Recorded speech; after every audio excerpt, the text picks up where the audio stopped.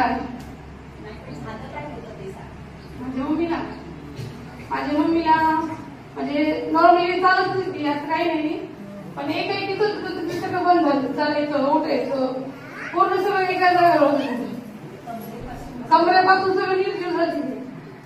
पण त्यांच्या कृपाने चलती. पण आता अनुभव एवढा आहे की तो व्यक्त घेऊन मी कसं सांगू, पण आहे स्वामीची कृपा आहे आणि सदैव राहील.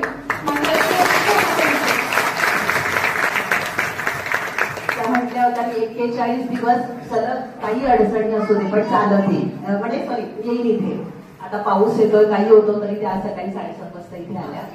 मग त्यांना विचारलं तर त्या म्हणते 11 दिवसानंतर माझी आई घरातल्या घरात चालायला आईने सुरुवात केली. म्हणजे मला खूप आनंद झाला. मी त्यांना आवर्जून म्हटले की तुम्ही 12च्या आरतीला या, तुमचा अनुभव सांगण्यासाठी नाही पण एक प्रसाद घेऊन तुमच्या आईच्या घरी जावा, त्याच्यामुळे तिलाही त्याचा खूप आनंद होईल.